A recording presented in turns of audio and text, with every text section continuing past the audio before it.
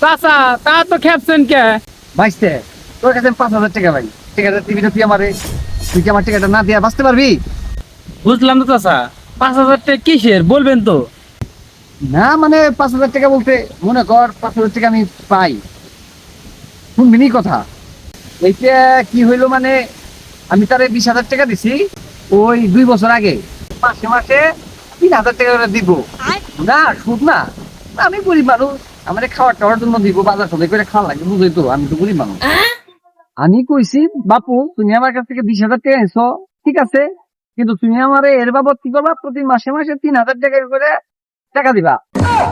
না এটা সুদ না, মানে আমি গরিব মানুষ, বাজার সদাই করে খাওয়া লাগে, বুঝই তো বেচতে, বাজার সদাই করার জন্য আমার 3,000 টাকাটা প্রতি মাসে সে আমাকে দিবে, বুঝছো নি? ও বুঝছি, এটা তো ইংলিশে ইন্টারেস্ট হয়।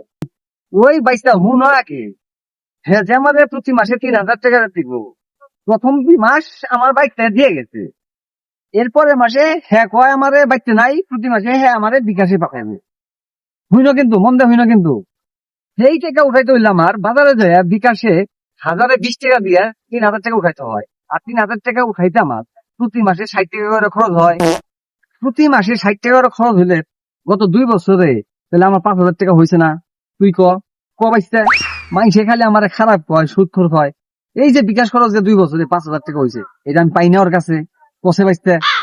তোরা তো সবাই খালি আমার উপরে রাগস, আমার খারাপ কস, খালি কস সুদ খাই সুদ খাই। এই টাকাটা আমি পাও না, আমি পাই না, কষে বাইসতে তুই। চাচা কি কনে গিলে? কথা আগে শেষ হইতে দে, ভালো করে শুন।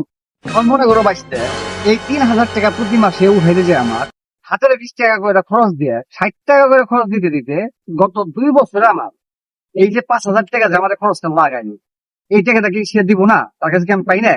কও বাইসতে এখন হ্যাঁ এই টাকাটা দিতে রাজি না, একটা দুটা টাকা বাইসতে কও। ও চাচা তাহলে এই কথা।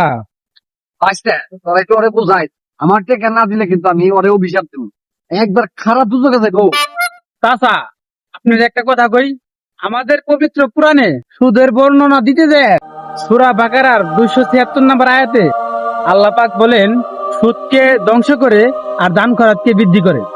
আল্লাহ তাআলা পাপী ও অকৃতজ্ঞদের পছন্দ করেন না। পুরানে আছে গিলে এখানে সরাসরি আল্লাহ ও আল্লাহ রাসূলের কথা। আসলে বাপু নামাজটা আমরা তো তেমন পড়ি না, হুজুর ফুজুরের সাথে ওদের তেমন খাতির নাই। কোরআনে আর নবীজি এত শক্ত ভাবে বলছে, ব্যাপারটা তো আমি আসলে বুঝি নাই। তাহলে তো বাপু আমার জীবনটা ধ্বংস হওয়ার পথে।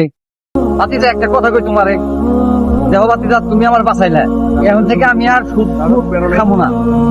ঠিক আছে কাকা, আসি, আসসালামু আলাইকুম।